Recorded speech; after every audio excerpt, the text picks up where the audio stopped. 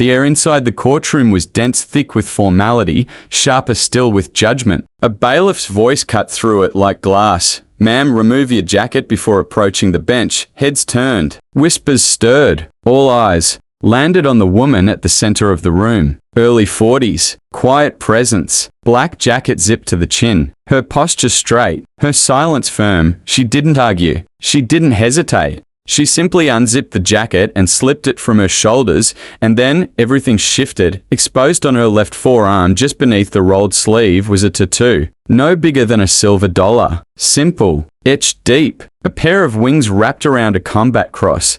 The judge's eyes locked onto it. His lips parted. His gavel, raised mid-air, froze. For a moment, he simply stared speechless, because he knew that mark, and he knew what it meant. Her name was Elise Carter. In the courtroom, she was known only as the defendant in a property case, a foster mother charged with harboring a runaway teen.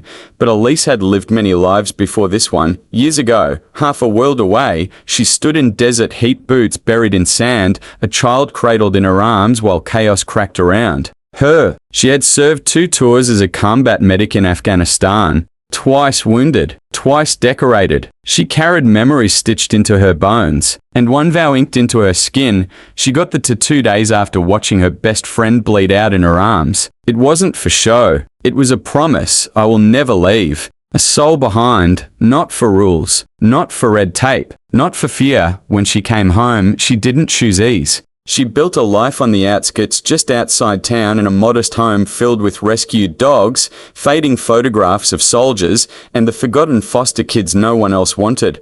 One of them, Marcus, had arrived at 17 with bruises that told a story he couldn't. A runaway the system had misplaced. Elise didn't ask for the past. She asked if he was hungry. When authorities came, she didn't hide. When the charge came harboring a runaway, she didn't resist. She just nodded, grabbed her jacket, and showed up in court. Now here she was, jacket off, tattoo bare, and a silence hung in the room, heavier than the law, because that mark wasn't unfamiliar. It was identical. The judge, known for being rigid, for having no tolerance for grey, had seen it before. On a battlefield, in blood and fire. A medic with that same tattoo had once dragged his wounded commander to safety. He hadn't forgotten the image, or the courage, and the woman now standing before him looked just like her. He cleared his throat. Voice low, uneven. "This court has reviewed the case," he said, scanning his notes but never lifting his eyes. The defendant acted outside procedure, but not outside principle. A pause. Some follow orders. Others follow something higher. The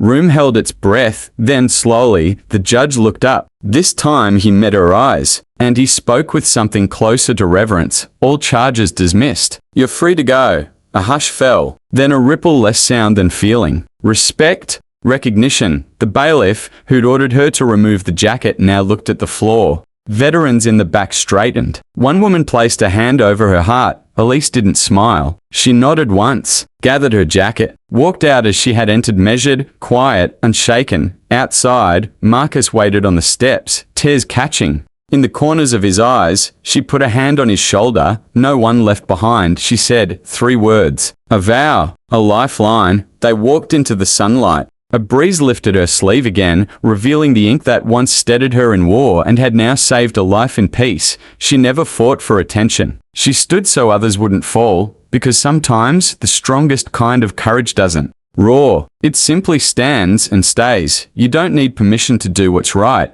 only the strength to carry the weight. Do like, subscribe for more amazing story video.